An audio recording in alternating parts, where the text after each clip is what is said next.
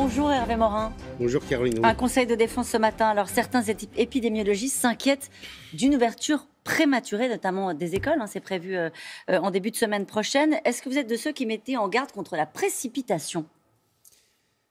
Et moi, j'entends simplement ce qu'on me raconte, c'est-à-dire une baisse du taux d'incidence extrêmement faible, des hôpitaux encore complètement saturés, des effets du confinement qui sont très limités encore. Je prends dans ma région, qui a pourtant été en partie confinée 15 jours avant le reste de la France, dans cette espèce de semi-confinement. Les taux d'incidence baissent très faiblement et les hôpitaux sont complètement saturés. Donc pas de précipitation? Donc je pense qu'il faut qu'on ait une vision, qui est celle d'ailleurs, qui est un peu le pendant de cette question, qui est celle de la territorialisation. Est-ce qu'on peut traiter de la même façon la Bretagne, les Pyrénées-Atlantiques qui ont des taux d'incidence faibles et la Seine-Saint-Denis ou la région parisienne? Je pense que non. On a 8 jours de plus pour les collèges et les lycées, avec des rentrées qui sont prévues en demi-groupe. Est-ce qu'on ne peut pas se donner un peu plus de temps pour que le taux d'incidence baisse plus fortement, qu'on laisse respirer les équipes hospitalières qui sont totalement à bout et avec des conséquences dont on ne parle jamais. Et donc je parlais hier soir au centre hospitalier d'Elbeuf où j'étais pour la création d'une maison de femmes. Ouais. Qui est le choix du patient avec des personnes qui n'ont pas été traitées, avec des pertes de chance pour des gens atteints du cancer ou de maladies cardiovasculaires. On en est toujours là, c'est ça que vous voulez dire? Et on en est toujours là. Donc je pense qu'il faut qu'on se donne un peu de temps. Tous les autres pays européens, d'ailleurs, avaient procédé la plupart du temps à la fermeture de leurs écoles. C'est pas par hasard. Avec une durée souvent longue. Souvent longue.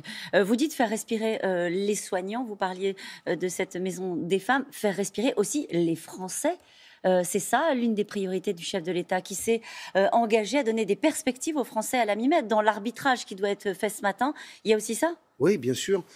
Il y a le fait que pour tous, cette période est un cauchemar. Ça ne fait pas de doute. Et je pense qu'il faut donner de la liberté là où on peut en donner. Et je pense qu'il y a des départements dans lesquels, très clairement... Alors derrière, il faut prendre des décisions qui conviennent et qui vont bien. Il faut de toute évidence avoir un système aux frontières qui soit, je parle national, qui soit beaucoup plus performant. Quand vous allez dans la plupart des pays étrangers, vous avez des systèmes très coercitifs pour les personnes qui arrivent, avec des mises en quarantaine, des contrôles. Vous allez en Angleterre, j'ai un fils qui étudie au Royaume-Uni, il me dit, quand je reviens de France, pendant 10 jours, je suis appelé tous les jours à une heure qui est improbable, où on vérifie que je suis bien... Pour ça, il faut changer la loi en France. C'est ce que le gouvernement est en train de faire. Écoutez, on est sous un régime où on a à peu près adopté toutes les lois qu'on voulait. En clair, il y a des pays dans lesquels vous avez quasiment un bracelet électronique pour vérifier que vous restez bien dans votre chambre. Bon, on n'est pas obligé d'en arriver à ces excès, mais il faut au moins que derrière, il y ait des mesures extrêmement coercitives. Le problème, c'est Schengen.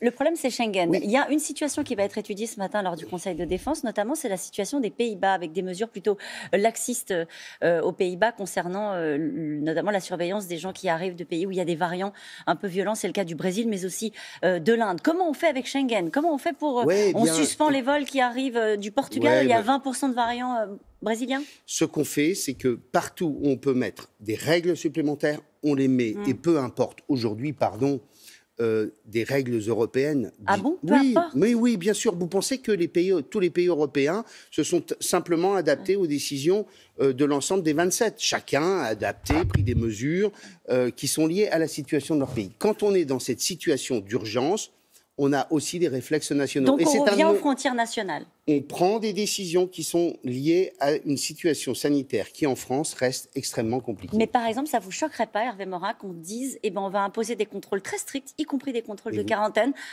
pour des vols qui arrivent du Portugal, par exemple, parce qu'il y a 20% de variants brésiliens? C'est la question que je vous pose. Pourquoi pas? Je veux dire, chaque pays européen a adapté les mesures à sa sauce. Eh bien, adaptons nous aussi les mesures pour faire en sorte qu'on puisse retrouver un jour une existence à peu près normale. Comment est-ce qu'on restaure la confiance dans le vaccin AstraZeneca?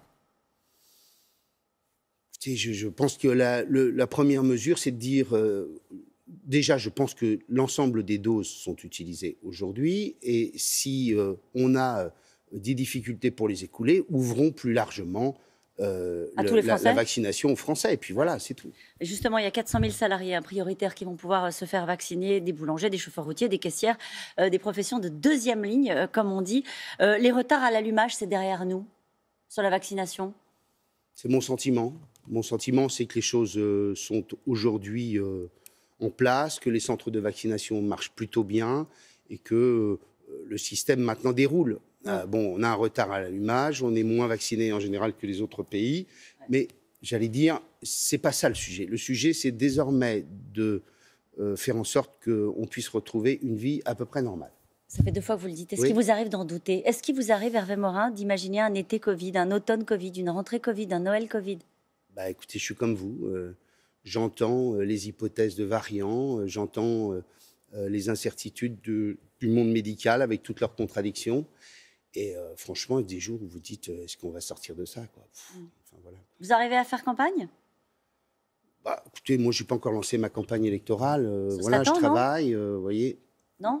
Écoutez, on a un peu de temps devant nous. Vous savez, les campagnes électorales, même hors Covid, elles ne se font pas désormais 6 mois à l'avance. Ce sont toujours des campagnes courtes. Voilà. Mais ça pose pas un problème pour la démocratie de se dire bah, on va faire des élections, on ne va pas pouvoir faire campagne, il y aura peut-être une très faible participation. C'est un sujet qui vous préoccupe pour ce scrutin du mois de juin? La démocratie, ça n'est pas des élections qui sont décidées par une majorité. Ce sont des élections à des dates qui sont prévues par la loi, qui ne sont pas... voilà, et il faut respecter le calendrier électoral autant qu'on le puisse.